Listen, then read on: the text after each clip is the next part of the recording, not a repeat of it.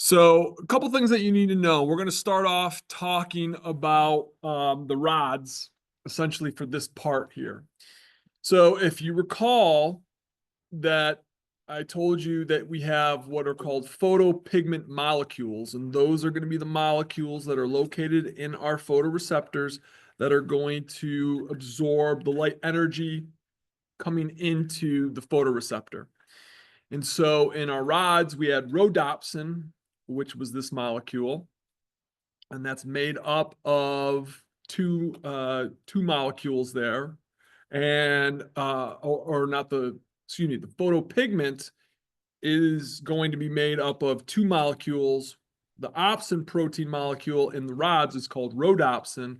And then we're also going to have the retinol molecule, which is going to be derived from vitamin A. So, talking about, if you recall, when we were learning about the rods were the photoreceptor that you are primarily going to be using for night vision. It's good for night vision, but it's not very good for day vision. So, in the dark, right, when we're talking about the rods specifically, the rhodopsin molecule contains what we call cis retinal. I'm going to show you pictures of this here in a second. All right, so this cis retinal is this certain configuration of the retinol molecule. And then what happens when light is exposed to this photopigment molecule, it is going to transform this cis retinal molecule. It's essentially going to put you have the cis retinal molecule is a bent molecule. And what happens is light is just going to straighten it out. And when it straightens it out, it is going to convert it into this derivation of it called the transretinal molecule. And so what happens because of this, that retinol molecule will temporarily detach itself from our photopigment molecule. And we call this the bleaching reaction. So the bleaching reaction is similar to in the middle of the night, you're sleeping, you have to get up for whatever reason, to use the bathroom, you want to get a late night snack, whatever. So you're in the dark, you go and turn the light on. You know how everyone's like, oh, the light's blinding me. Or if you've ever gone to see a movie in the afternoon, you're watching the movie, you're in a dark movie theater, then you step out directly into the bright light, right, either in the lobby or directly outside of the movie theater at 3 o'clock in the afternoon, and the light is blinding you, right? You're going to have this bleaching reaction, which I'm going to go through. But essentially what happens is that retinol molecule detaches itself. So we have to build that photopigment molecule back up. And so we're going to repair, so to speak, that rhodopsin molecule so we can get it back into this cis retinal configuration so we can then allow for it to operate again in functioning so we can get that light energy back in and transduce it into the electrical or into the action potential energy here. So a similar type of phenomena happens in cones, right? The bleaching reaction, but with the cones, it's not as intense. Cones can handle light better. They work better. Like right now, we're using our cones primarily, right, for color, for sharpness of vision, right? So the bleaching reaction doesn't last as long. So you can see here on the screen, here you have our photopigment molecule. So you have the opsin molecule, and in the rods we call it rhodopsin, and then it has the cis retinal molecule attached to it. And so it looks like this. It's got a bend in the molecule. So at night, you're fine. In the dark, no problem. Someone turns the light on in the room, you step out into the bright light, and what happens is we're just basically going to change the configuration of this molecule, the cis retinal. We're going to essentially straighten it out. And so it's no longer in what we call the cis configuration. It's now in the trans configuration. So we've just changed that structure of the molecule. And because of that, this molecule, the retinol molecule, detaches itself from our photopigment. And so it's going to go and leave actually that cell altogether, and it's going to go into the pigmented layer of the retina, where all the melanocytes and whatnot, where everything's kind of embedded. Let's see if I got a picture of it. Could have sworn I did. There it is. All right. So here you can see there's the pigmented layer. So essentially, here are the rods and the cones. And so that molecule, that transretinal is going to pop out of here and it's going to go back here into the pigmented layer there. And that's where it's going to get rebuilt into the cis configuration. So the transretinal detaches itself, it goes off into the pigmented layer. You have to utilize ATP to essentially bend that molecule back into the cis configuration. Once that happens, then that cis-retinal molecule can attach itself back onto the opsin protein, and then it restores the functionality, right, in the dark to be able to see in the dark, right? And so this takes anywhere from about 20 to 30 minutes for that to happen for rods. It takes quite a bit. Right? But for cones, it's much shorter. It's about half the time there. So we have dark adaptation and light adaptation. So dark adaptation has to do with our rods, and that's again when we're going to regenerate our opsin protein there, the rhodopsin there. So about 20 to 30 minutes. So that, and again, try it. If you get up in the middle of the night, before you turn any lights on, see how well you can see in the dark. Then go do whatever you got to do. If it's, as long as it's, well, it doesn't matter. If you just flip the light on and use the lavatory or the bathroom or whatever, come back and lay in your bed and then just see if you can see as well in the dark after being exposed to the light. I'm pretty sure that all of you are going to say no. All right, we can't see as well in the dark. Our night vision has been disabled slightly. And so that's the dark adaptation. The light adaptation, again, this has to do with the cones.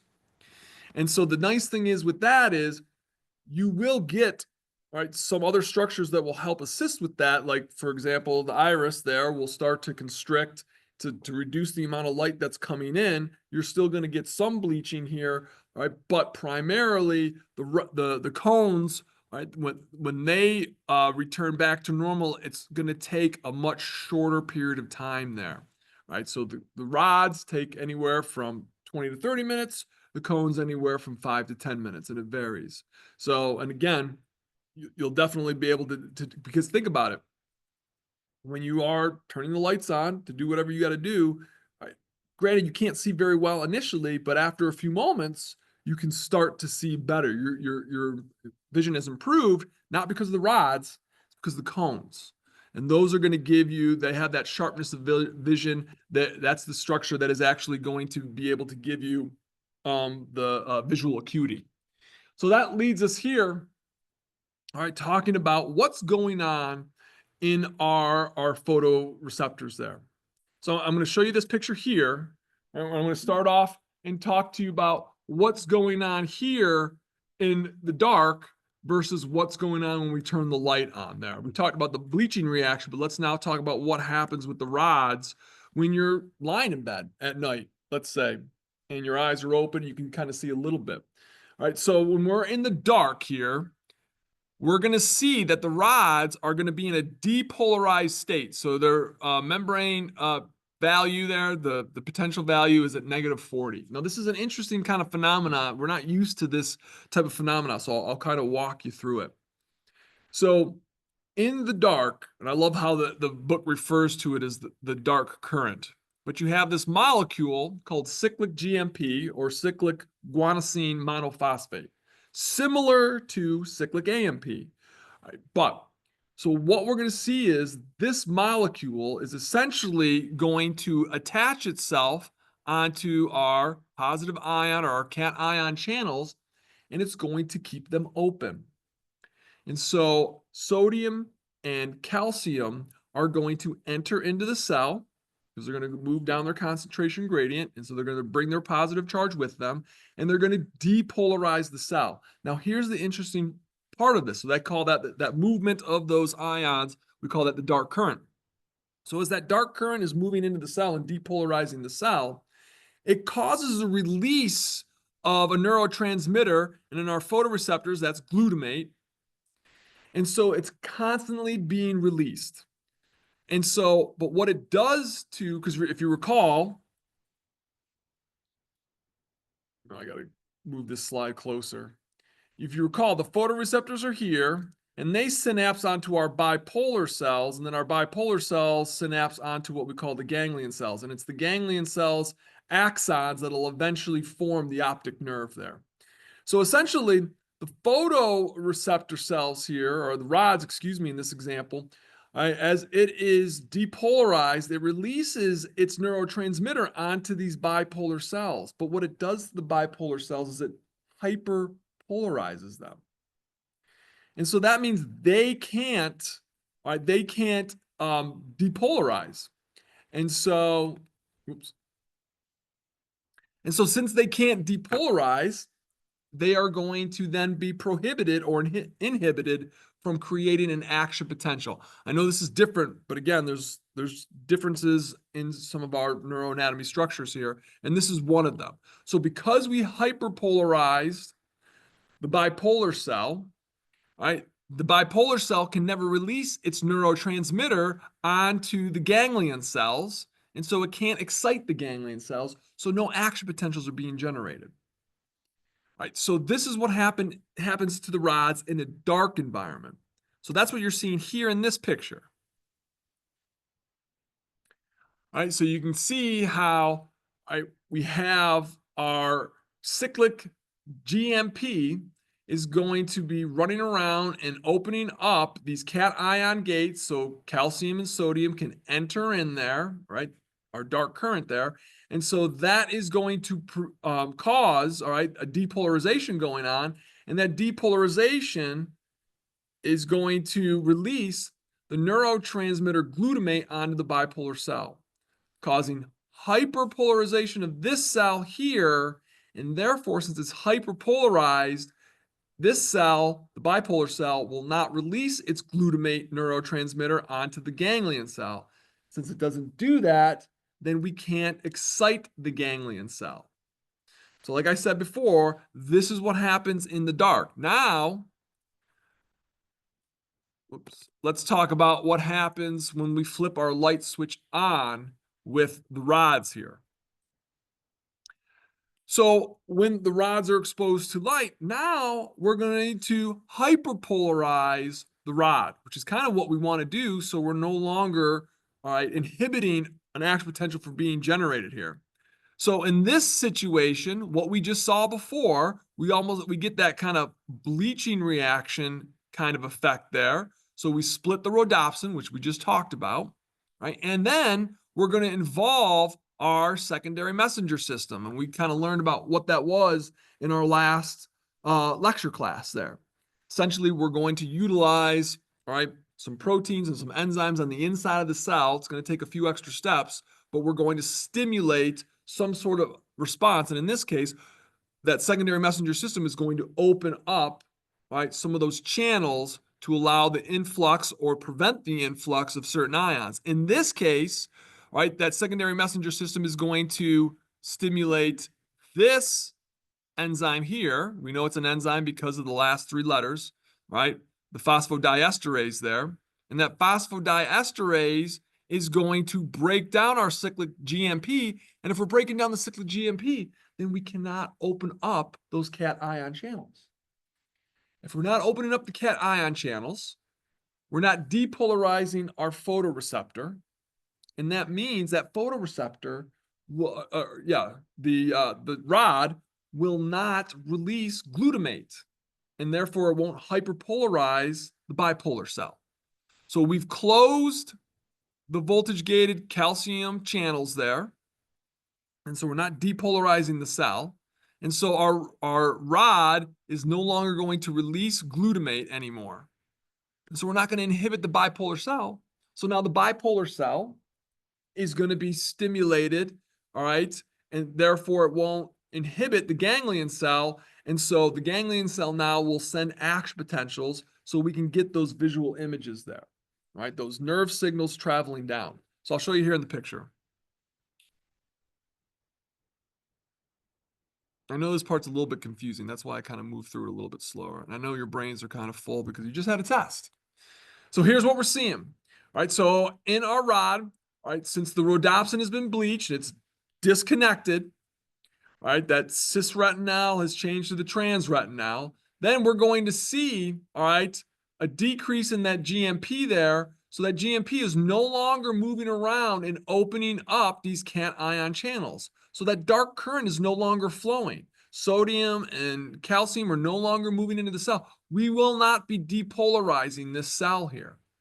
And so because we're not depolarizing the cell, we're not going to release glutamate neurotransmitter onto the bipolar cell.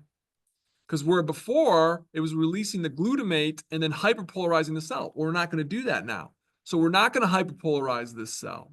So now this cell, the bipolar cell, it can then depolarize. So calcium moves into the cell, and that calcium causes the release of a neurotransmitter, all right, into this synaptic cleft here between the bipolar cell and the ganglion cell. And that glutamate neurotransmitter here will then stimulate the ganglion cell. And then the ganglion cell will generate action potentials.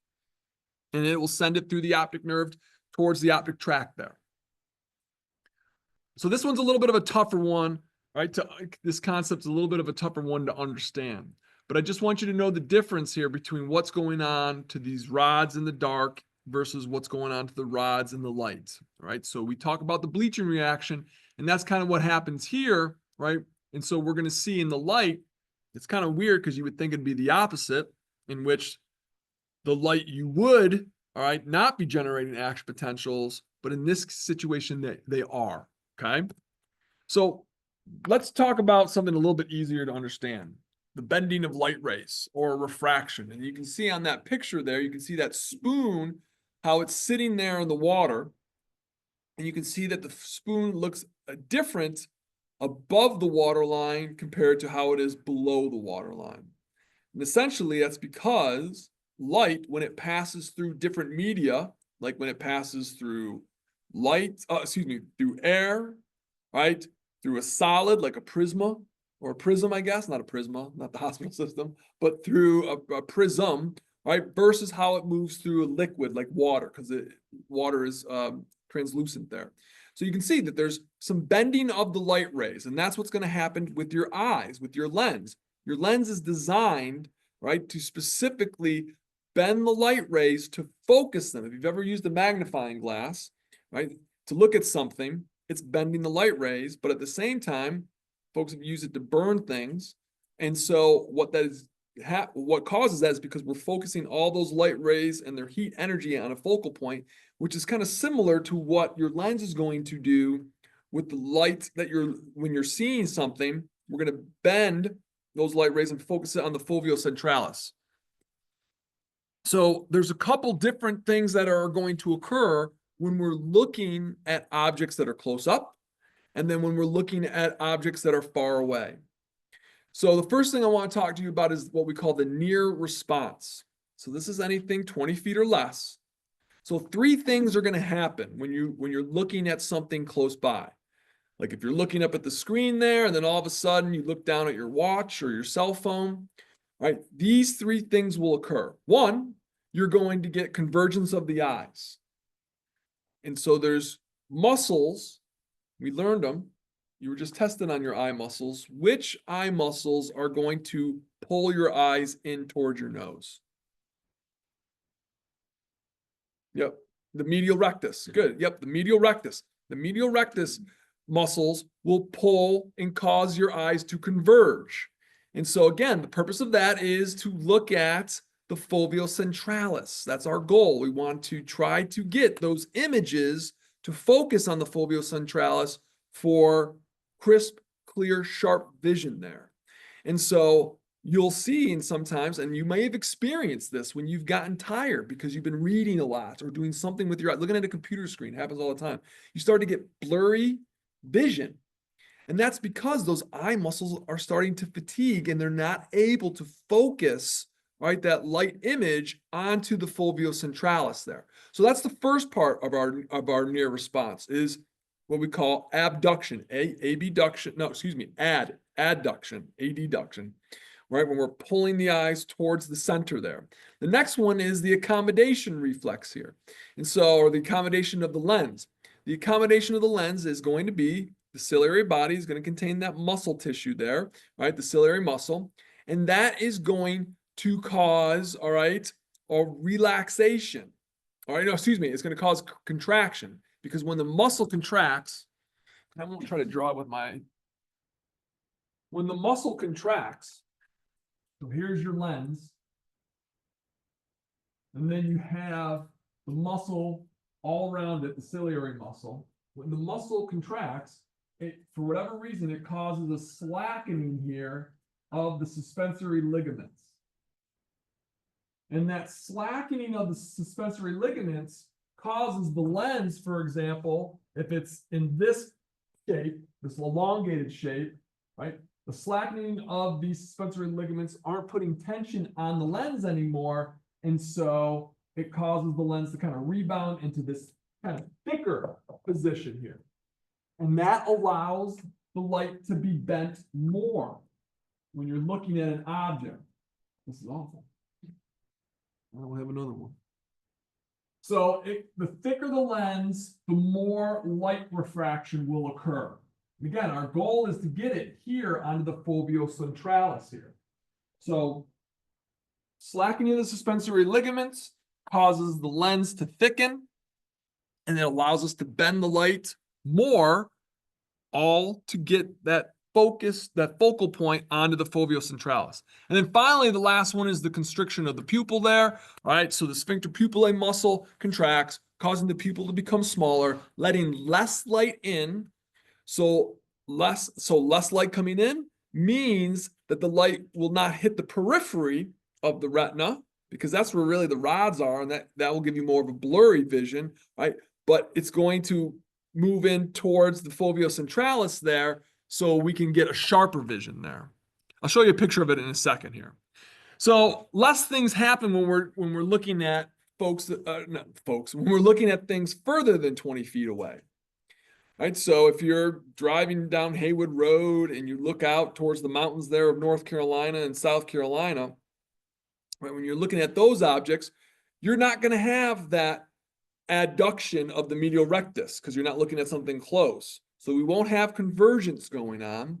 And in this case, what's going to happen is those ciliary muscles are going to relax, but that ciliary muscles relaxing will cause the suspensory ligaments to tighten up. And when they tighten up, then it kind of elongates the lens like this, right? Makes it thinner, and therefore, right, you're going to have less refraction of the light going in. And then you will not have pupillary constriction, and in some cases, depending on how much light is available, the pupillary or the dilator pupillae muscle, that will contract, and that will let more light into your eye, because again, we're not going to be bending it as much because the lens has elongated. So I'll show you a picture. Here you can see, right, on the bottom of the screen, that's the near response there. So you'll notice you're looking down at your watch. The lens has become thicker.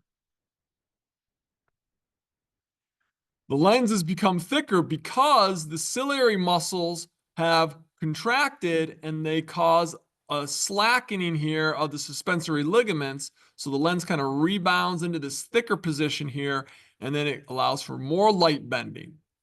Whereas when we're looking at something that's far away, right, we'll see an object in the distance, and so the ciliary muscles relax, and that relaxation position causes the suspensory ligaments to become tight or taut, and then that pulls on the lens and kind of causes it to go into this elongated type of position here, and then that bends the light less, and then we'll see the pupil dilating a little bit compared to when we go down here for the accommodation or the near response, you'll see that the pupil has constricted a little bit, letting less light in. All right, so our first clinical view today is cataracts. And so cataracts are going to be an age-related condition in which you get, all right, opacities or opacities in your lens. And so again, anything that's opaque is difficult for light to travel through. So people will talk about some floaters or some areas in their field of vision where they just can't see things. And so as you get older, these opacities will start to accumulate. And depending on one, where they're located, if it's in a direct field of view, then we might have to have either surgery or this phenomenon called phacoemulsification here. And then what they'll do is remove, and in some cases, you can have people that get whole new lenses altogether here, but we can remove with, they're using lasers now to help get rid of these opacities there so it's not interfering with the field of vision there. The other clinical view here are functional visual impairments. So we're going to talk about when you go to your doctor, excuse me, your eye doctor to get your eyes examined. Some of you, if you're wearing glasses, right, you've got at least one of these things up here that we're going to talk about here in a second. So the first one is normal vision. Metriopia is fine. Okay, things pass through the lenses. Lenses are able to bend the light correctly. You have sharp vision, good vision. Then you have hyperopia, which is also known as farsighted. So I used to think growing up, oh, if I'm farsighted, I should be able to see far. All right. And you can't. The problem is, all right, is that you have trouble seeing up close. And that's because the eyeball is too short in certain situations there. And I'll show you a picture that kind of explains that. So because it's too short, when the lens is focusing that light or refracting that light, it's going to focus it past the retina. Let me show you. Here you can see at the top here, all right, here's that hyperopia there. So what's going on is the eyeball is too short, so when the light enters into the eye and the lens is focusing on it, you'll notice where it comes together at its sharpest point, what we call the focal plane, where all the light rays converge onto a single point, it's behind the retina. It's outside the eyeball. So when those light rays actually hit the retina, they're still kind of scattered a little bit. So the image that you'll see is going to be more blurry. So hence, when you get corrective lenses, they'll bend the light first. Then the lens of your eye will also help to bend the light. And again, it's all trying to get those light rays to converge on a single point on the fovea centralis, right? On that, what we call that focal plane, right on the retina. Okay, without those corrective lenses, then where those light rays hit on the retina, they're not going to be focused on one point. They're going to be scattered out a little bit. They're going to be spaced out. So that's for somebody that is farsighted. Right? Then we have nearsighted. So these folks have issues seeing far away. That's me. Right? Part of my glasses, right, are transition lenses, which means I need them for reading and for seeing for distance. And so I am myopic. I am nearsighted there. So in this case, my eye is too long.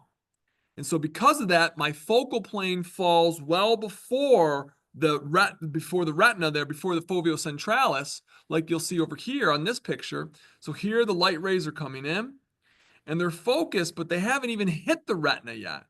And so when they move past that focal point, they start to diverge again and they'll start to space out. And so what we need to do is move that focal plane back a little bit. Well, no problem. We'll just get some corrective lenses. They'll start to refract and bend the light. Then the lens will do its thing. Okay, that's why when you go to the doctor and they sit there with that thing against your face and they say, all right, does this look better or does this look better? What they're doing is finding the correct corrective lens that allows the lens of your eyes to focus that light perfectly onto your focal plane there, onto the fovea centralis. And that's all they're doing, right? So they're just manipulating how much refraction is going on, right? So that's going to be for nearsightedness. Then you have astigmatism. I also have astigmatism, all right? I'm like the poster child for this. It was described to me by an ophthalmologist as that your eye is shaped like a football. It's not more circular, but it's more shaped like a football. And the reason, so basically what that he's saying is that the eye has unequal curvatures. And so those refractive surfaces are going to interfere with how one eye, because my left eye I think is worse than my right, but how one eye is able to focus compared to the other. And then finally, All right, this is my trifecta, presbyopia. All right, this is what happens when you get older. Your lens can't change shape as well as it could when you were younger. And so most people get presbyopia and they'll get the reading glasses involved. And again, it's just basically, right, the lens is just having a harder time, okay, moving back into that thicker shape there, that spherical shape there. And again, same thing, we'll get corrective lenses or LASIKs, right? I don't know if anyone here has had LASIKs. I know some people that have had LASIKs had some really good results, and I've had some people that I've talked to that haven't had some good results there. Okay. Questions about that? Thoughts, concerns? Okay. Let's talk about the visual field here. Visual field is essentially what you're looking at, what you're able to observe. So it's the entire area of observation when you are focused on a single point. So when you're looking up at that screen, you should be able to see this front wall here and some of these side walls there. And that's what we talk about with the visual field. But here's the thing. One eye is giving you one image, your other eye is giving you this another image, right? Hopefully they're the same, because what you're going to do is each eye is then going to superimpose those images over one another. And because it's able to do that, that is going to give you that stereoscopic or that depth perception.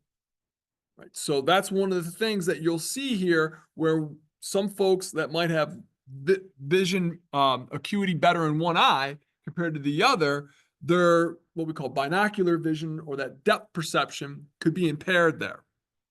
Right. So, but basically, you have to understand something. When you're looking at something, all right, it's your brain that's able to interpret that image. So that image is, yes, it's coming into your eyes, but it's not until it reaches your brain where you are actually having conscious awareness. Remember what the sensation is, right? Sensation is the conscious awareness of a stimuli when it gets to the correct region or area of the cerebral cortex. So you seeing what you're seeing and being able to understand it, that's happening in your brain. It's not happening in your eye, because those images or that visual information is being sent to the brain. And we'll go over the pathway here in a second. The other one here is the visual acuity. So this is the one in which you go to the doctor and they have you read the eye chart. So they're checking to see how clear your vision is there. And so there's three things that can affect this. One, the refraction or the bending of the light rays as they're coming into the eye. Two, the sensitivity of the neuronal elements of the retina, i.e. the photoreceptors, the ganglion cells, the bipolar cells there. And then three, how your how your brain is able to, golly, I can't talk tonight, is able to understand, that's awful, how it's able to understand and interpret that image of whatever you're looking at. So we use this rating here, like 20/20 vision, 20/30 vision, 20/40 vision, whatever.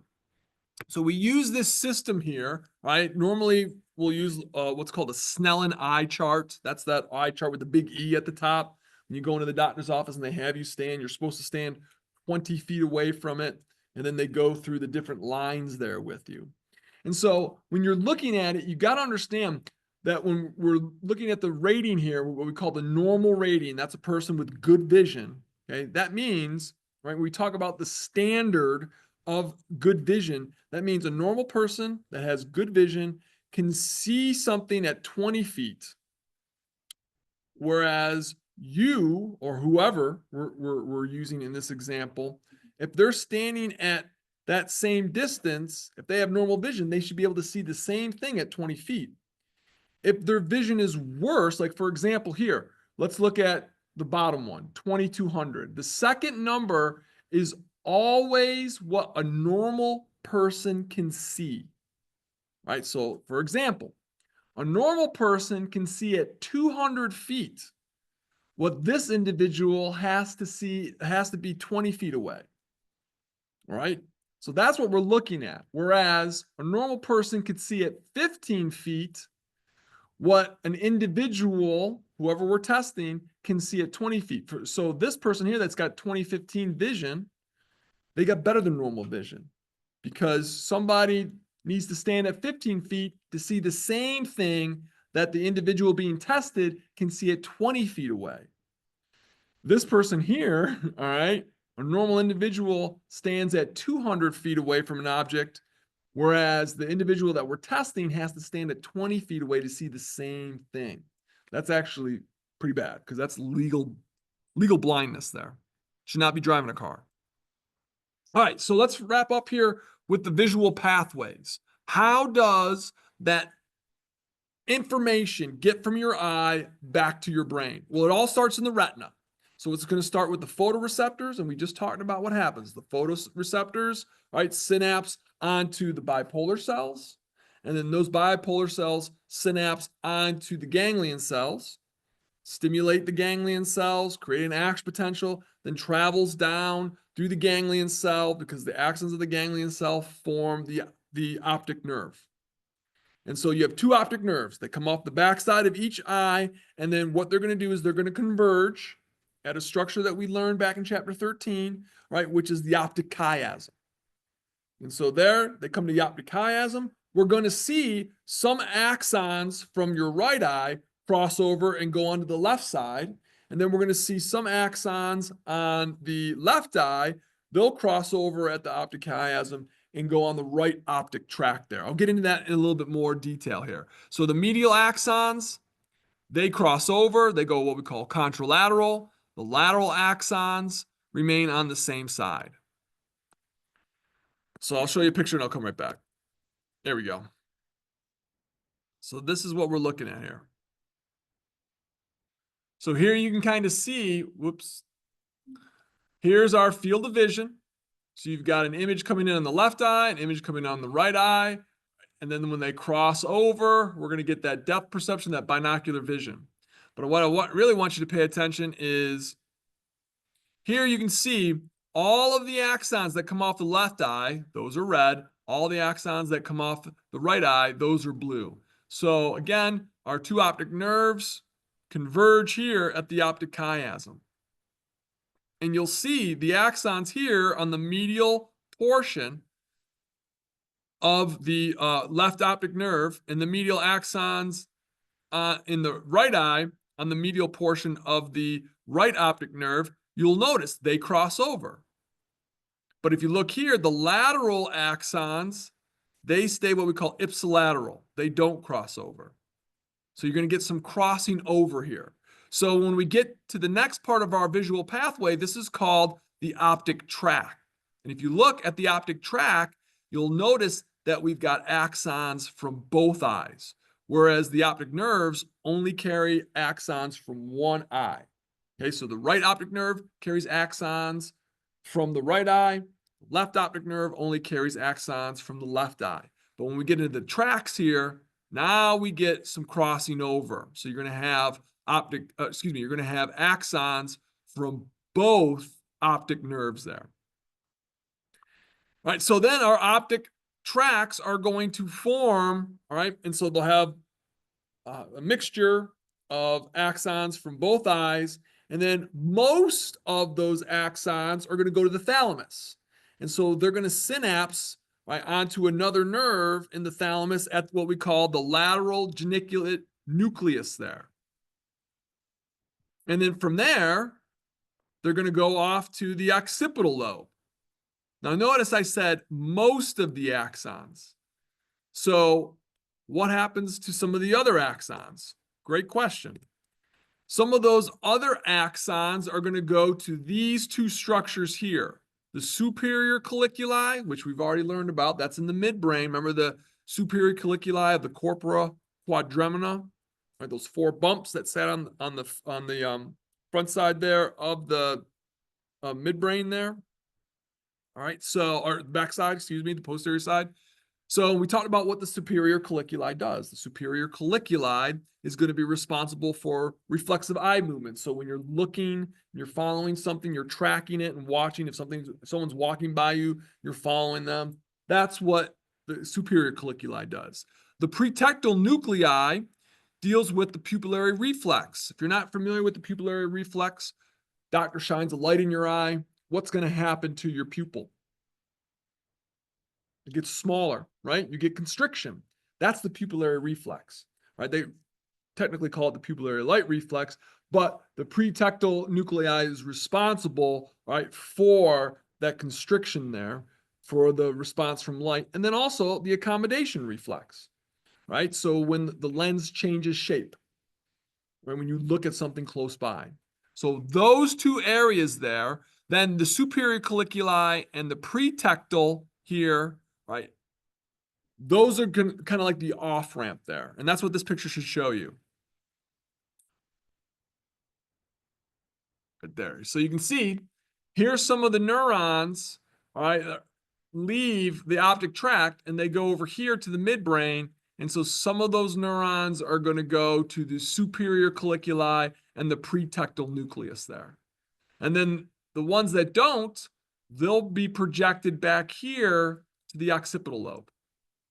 And so once we get those action potentials leaving the thalamus, going back here to the occipital lobe, that's when you get that conscious sensation, right? Where you can actually see an image, hopefully understand what you're looking at. That's why if someone says to you, I can't believe what my eyes are seeing, then you say, well, it's because the image never made it past your thalamus. They won't know what you're talking about, but we know what we're talking about. Okay, so let's talk about hearing and equilibrium, the last part here. All right, so we in lab talked about the inner ear and how you had two structures in the inner ear. You had the structures that are responsible for the equilibrium, so the semicircular canals and the vestibule, what we call the vestibular apparatus. And then you had the cochlea, and that was responsible for hearing, sound sensation, and interpretation of those sounds. So we're going to go through this. And if we don't finish it, I'll send out a video. I promise you it won't be long. It'll be 10, 15 minutes. It'll be the last video that you have to watch for me, all right, in this course. Can't promise you for 211, but trust me. Okay, so we're familiar with what we're looking at here. Here's the external ear, here's the middle ear, and then you can see here's the inner ear with our vestibular apparatus and with the cochlea. So let's start off talking about hearing. Some of this should look a little bit familiar with you, so I'm going to just kind of briefly just refresh your memory here. I know you just took a test on a lot of this, so you should remember it pretty well, right? But I need to explain it to you so you can understand what the purpose of some of these structures are. All right, so the cochlea, again, it's that snail-shaped structure, but like I said before, that snail-shaped structure is essentially one big long tube with an inner chamber inside. Okay, and so that inner chamber, that is the cochlear duct there. And so the cochlear duct has a roof to it and a floor to it. And on the floor sits the spiral organ of Corti, but specifically the floor is the basilar membrane. And that's going to be important because when sound waves start batting that thing around, that's where we're going to get, all right, those action potentials being generated, which I'll talk about. The roof to the cochlear duct is going to be the vestibular membrane. So that's where the pressure waves are going to hit first, and we'll talk about that. So above the cochlear duct, we've got this structure here, right, that is called the scala vestibuli, or also known as the vestibular duct. Right, so that's where the sound waves will first enter into the cochlea, and they'll move through this structure here. So that's this part up here. Then the scala tympani sits below the basilar membrane. And so as sound waves eventually pass through, they'll kind of move into the scala tympani or the tympanic duct and then exit out of the cochlea. And we'll talk about that. But notice there is a connection between, please forgive my horrible drawing here, all right? The scala vestibuli or the vestibular duct and the tympanic duct. I'm going too fast. The tympanic duct and the vestibular duct, there's a connection here. And we talked about that in lab class. That's called the heliocotrema there. All right, so what we really need to get into is the spiral organ. And this is, I know I already talked about some of this, but I'm going to review the anatomy here for you because it's going to play a role in the actual physiology of what's going on. So the organ of Corti, or the spiral organ, sits within the cochlear duct on the floor right above the basilar membrane. And it has these hair cells in it. So you've got what's called the inner hair cells, and there's a whole row of them. And then you've got 3 rows of what we call outer hair cells, and there's a whole row, and there's several rows of those. They travel all the way down the cochlear duct there. And so it's these structures, these hair cells, that have these receptors there.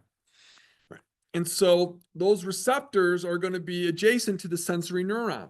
And so when we stimulate those hair cells, they're going to release neurotransmitter, and that neurotransmitter is going to then stimulate the sensory neurons, and we're going to generate our action potentials there. So on the top of our hair cells, we have these modifications called stereocilia. So they have a beveled-like appearance, like I said before in lab class. And at the one end, the real tall end, you'll have one big one with a big kind of knob on the end, and that's called the kinocilium.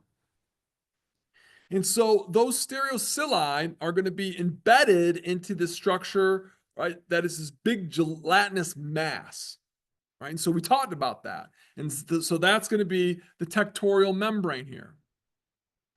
And so the tectorial membrane has the stereocilia embedded into it. So we're going to come back to that and discuss that, the importance of that. All right, so here you can see, right, the different chambers here as we just take a transverse cut through the cochlea.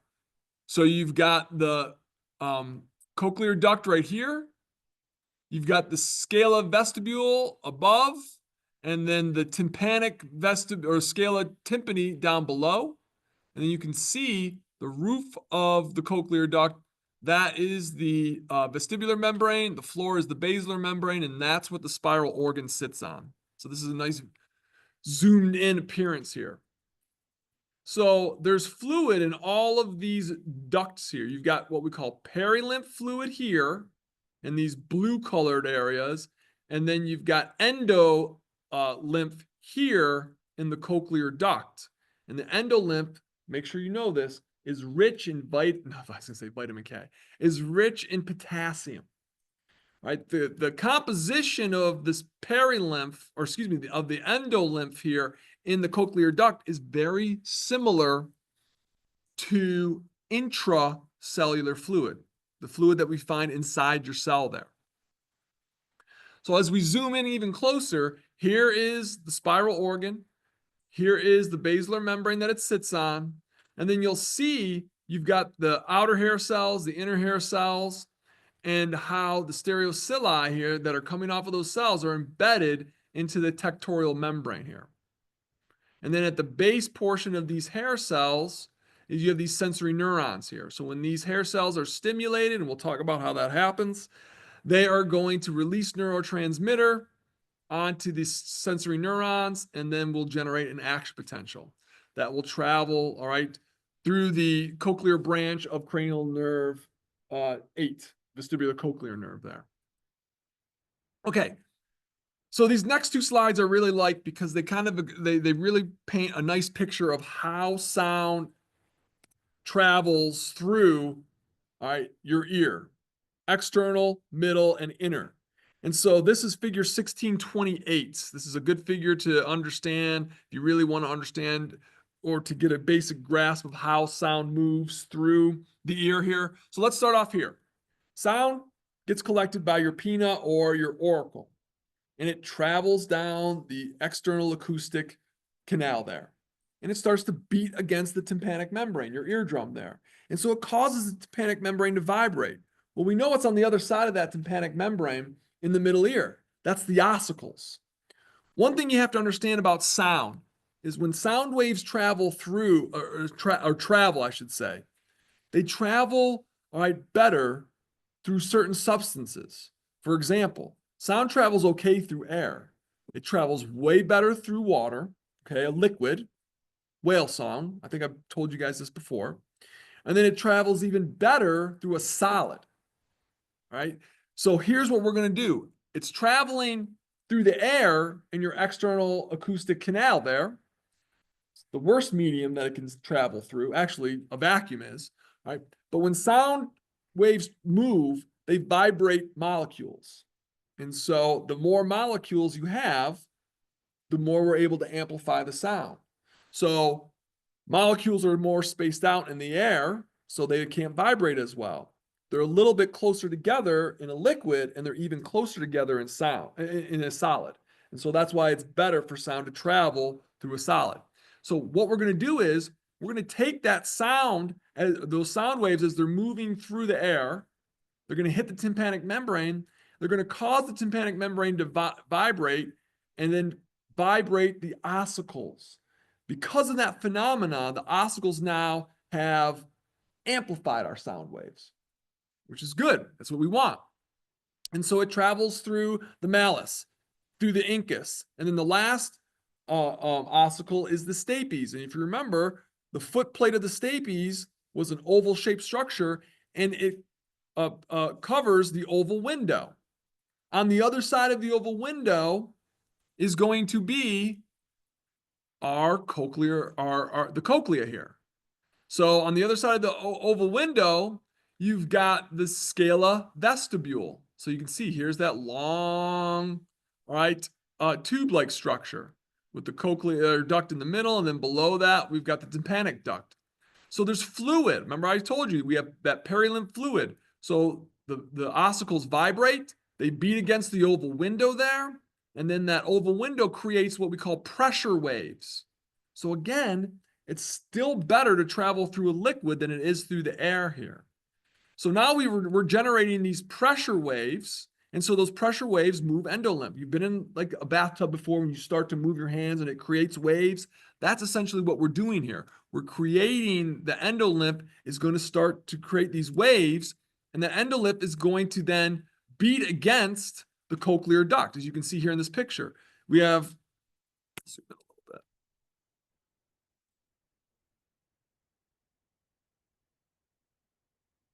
okay, so here you can see the pressure waves being generated, and then what will happen is they'll start to beat against the cochlear duct here. What's the roof of the cochlear duct? That's the vestibular membrane. So it hits the vestibular membrane first, and then what's in the cochlear duct? All right, the fluid, that's the endolymph. And so the endolymph is going to then, because of the pressure waves, shift down and beat against the basilar membrane there. And it's when we manipulate the basilar membrane, because the basilar membrane is going to move up and down. And I'll tell you what happens specifically when the basilar membrane moves up and down. But it causes it to move up and down, and then those pressure waves exit out of the cochlear duct, wind up down in here, right, in the tympanic duct, and then they flow all the way back to the round window over here. All right, so that's what we're talking about with that whole pathway there. Like I said before, read this part here to kind of give you a nice synopsis here. But essentially, right, depending on where along that basilar membrane we're distorting the basilar membrane is going to determine the sounds that we hear. It could be the pitch, all right, which has to do with the frequency, but that is what we're going to see as we go through this chapter. All right, we're going to see the basilar membrane moving up and down, and because that basilar membrane is moving up and down, it's going to stimulate the hair cells. Because remember, they're stuck in the tectorial membrane there in the cochlear duct. So when the whole thing kind of vibrates around, it's going to stimulate those hair cells in that specific region, and then it's going to release neurotransmitter, which is then going to activate and stimulate action potentials, and then we'll send those action potentials out through the the cochlear branch of cranial nerve number 9 there. All right, so here's what's going to happen inside of the cochlear duct when we're talking about the hair cell stimulation. So on the ends of these hair cells, if we zoom in, so here's our hair cell, and you'll see here's the stereocilia stuck in the tectorial membrane. But if we look closer, right, you've got these ion channels here, right? So we've got these cation channels for potassium, yet they have this special protein here called a tip link, and it's attached onto the gate there of the ion channel. Now, as long as nothing's moving around, that ion channel is closed, right? So nothing is crossing over the plasma membrane there. But now what's going to happen is as those sound waves, those pressure waves are moving, all right, from, right, the perilymph into the endolymph, which is inside of the cochlear duct, that those pressure waves will start to kind of beat down onto the tectorial membrane, which is going to shift and push down on the basilar membrane. But as it kind of moves up and down, specifically when the basilar membrane moves up, it's going to push those hair cells further into the tectorial membrane there. And then what that's going to do is that's going to cause the opening of these channels. These tip links here will swing open, and so they'll pull the gate open with it, and then potassium then can now enter into the cell. And as you see, look at the inside of the cell. It's got a charge of -40. But what happens when that positive ion potassium enters into the cell? What's going to happen to this value? Right, it's going to become more positive. All right, it's going to go, because remember, this is a negative charge. We're bringing positive charge into here. So it's going to go to -39, -35. Point being is, what do we call that phenomena? Depolarization. So that's what we're going to do here. The entrance of that potassium, because like I was saying, there's tons of potassium in that endolymph there, because it's similar to the intracellular fluid there. It pulls those tip links open. It opens up those ion channels. Potassium diffuses into the cell. What happens when it diffuses into the cell? It causes depolarization. What happens when we cause depolarization here in the hair cells? They release more neurotransmitter. And what does that mean? Now we get action potentials. And so now we're generating our electron, our action potential, our nerve signal there. And so when the basilar membrane, that's what happens when the basilar membrane, keep in mind, that's what happens when the basilar, I'm not going to be specific on whether it's moving up or down, but when the basilar membrane moves up, that opens up the ion channels. When it moves down, we close them down and we stop the diffusion of potassium. Okay, so we're no longer disrupting or changing that basilar membrane there. All right, so now we know how we generate an action potential. How then do we actually understand or perceive sound? Because there's different qualities to sound. There's loudness, there's pitch or frequency, you know, how high or low something is. So when we're talking about, right, perception of sound, I already mentioned this about how sound waves are going to vibrate molecules there, right? But let's start with pitch, okay? I'm sure you guys are familiar with tuning forks, all right? And there's different variations of a tuning fork, all right? And so some tuning forks are high, some tuning forks have a low frequency or low pitch, and that has to totally do with the frequency, how fast it's vibrating. And so again, I don't expect you to know, all right, what range that we can hear in, but I want you to understand this. When we're listening to a high frequency sound, that means that the basilar membrane is going to be disrupted or manipulated, all right, closer to the oval window. I'll show you a picture of this. And for low frequency sounds, right, it is going to be further away from the window, right, or closer to the apex. So that's what this is. Here's our, all right, here's the cochlea. We just straightened it out. So those sound waves are entering in. So if it's a high-pitched frequency, it's going to disrupt the basilar membrane closer to the oval window. And so if we're disrupting this area of the basilar membrane, our brain knows then that that's a high-pitched sound. And then for a really low-pitched sound, it can go all the way to the distal end here, or the apex there. And then it knows, your brain knows, because it's receiving action potentials from this region, that it's a lower pitch sound. And then anything in between will obviously be a variation in between the frequencies. Right? So it depends on what area of the basilar membrane that is going to be disrupted or move up and down is going to determine the pitch. Now, what's going to determine the loudness?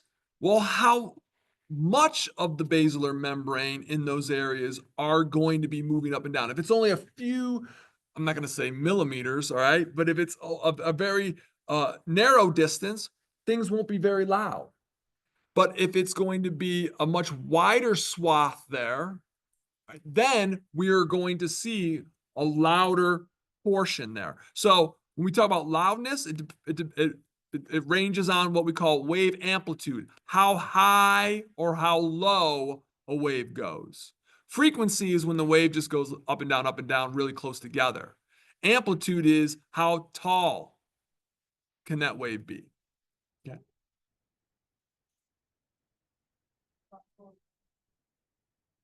Yeah. Yeah, for that, it just, yeah, because certain areas of the basilar membrane, and you'll see this, they won't be able to, the basilar membrane in that particular person might not be as flexible in certain areas there, because that's that flexibility that allows for that movement of the basilar membrane. And so that's why you'll see with older folks that they lose, all right, certain pitches, all right, as they get older. And everyone thinks, oh, I need to talk louder to an older person. No, you need to talk lower. Okay. So, I mean, I've made that mistake all the time. My father who wears hearing aids, I used to raise my voice to him all the time. I should say all the time. It sounds like I'm being disrespectful, but point being is I used to, hold on one sec. I used to raise my voice thinking that he'd be able to hear me better. No, you just talk in a lower tone there so they can hear you. Hold on, I accidentally stopped the slideshow. There we go. Okay. So what I really want you to know about about loudness is this statement right here, the first bullet point at the top. Louder sounds create larger movements of the basilar membrane. So the more basilar membrane that you disrupt or move, right, that is going to create a louder sound. The smaller the part of the basilar membrane that you move, you're not going to perceive that as being as loud. All right, final part, and then we'll call it quits. Right, is the auditory pathway. Let's follow that through. Much like the visual pathway, we're going to hit a couple areas here of the brain on our way. So our primary neuron is going to start in the actual spiral organ there. Right, so it's going to be the cochlear branch of cranial nerve number 8, and so those sensory neurons are going to travel from the spiral organ all the way to the medulla oblongata, aptly named the cochlear nucleus. So all those primary neurons will make their first stop there. So I'll show you a picture. Here you can see it. So here they are. Those primary sensory neurons are coming out of the cochlea, and they make their first stop here in the brainstem at the medulla oblongata at the cochlear nucleus there. Then from there, they have two options of where to travel. Right? So they can either travel here to the superior olivary nucleus, or they can travel here to the inferior colliculi. And if you all remember, okay, the inferior colliculi had to do with, all right, that reflex where somebody's standing behind you and they call your name and you turn back to see, right? That's the inferior colliculi there. And so it is going to help us orient where these sounds are coming from. You can turn your head. So if someone's standing behind you to your right and they call your name, you turn to the right. If they're standing to the left, you turn to the left. The inferior colliculi helps with that. The superior olive, this is great for localizing a sound. So is that sound far away? Is it close by? And then, of course, this is going to help with these two muscles, the tensor tympani and the stapedius. I don't know if you remember us talking about it in lab class, but it's these muscles that are attaching onto the ossicles. So when they contract, it decreases the amount of vibration that the ossicles will undergo. Because if something's too loud, right, what did we just talk about? The amplitude of the sound waves are larger. And so when the amplitude of those sound waves start just beating against the tympanic membrane, and it causes a lot of vibration there of the ossicles, what do? They amplify those waves. So they can make something louder. Well, we don't want that. We don't want to injure ourselves. So the superior olive helps to decrease the loudness of something by causing those muscles, the stapedius and the tensor tympani, to contract, and so that causes the ossicles not to vibrate as much there. And then the superior olive, the superior olive from there, the superior olive will then send axons to the inferior colliculi. So it's like the superior olive is like an extra stop, if you will. All right. So like I said, from the cochlear nucleus, we either go to the inferior colliculi or to the superior olive. And then if you go to the superior olive, you got to make one more stop. You got to go off to the inferior colliculi. But then from there, all those neurons go right up here to the thalamus. You know what happens from that point on, right? So the thalamus is going to transmit, right, those last neurons, or the last chain of the neurons to the temporal lobe there, right, for recognition or conscious perception of whatever it is that you're hearing. Right. Again, I won't ask you the specific nucleus there in the thalamus, but it's the medial geniculate nucleus we saw with the eyes. It was the lateral geniculate nucleus there, right? But I do expect you to know that the primary auditory cortex is in the temporal lobe. Definitely in the temporal lobe. All right, and then finally, our last clinical view for the night is deafness, right? So deafness is defined as hearing loss, right? And there's various causes for that. But the two types that I want you to understand is conductive deafness, right? And then we have sensory neural deafness. This is the one in which I'll start with the sensory neural deafness here.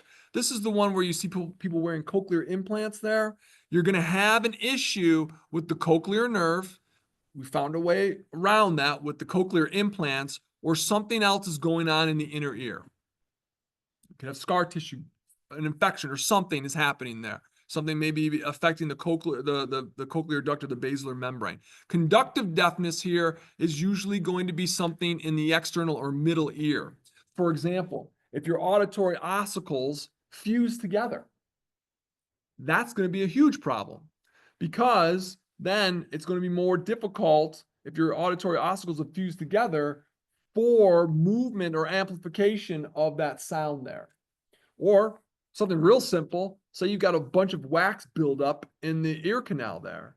Then the sound waves are going to impact that obstacle or that obstruction there. And so we're not going to be able to generate, right, those pressure waves that we needed to generate in the inner ear there.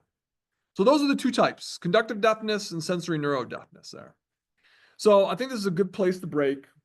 There's only a couple more minutes here on the equilibrium. And so, like I said, I'll just send you all out a quick video on that. It'll take maybe about 10 minutes. And to be honest with you, I talked a lot about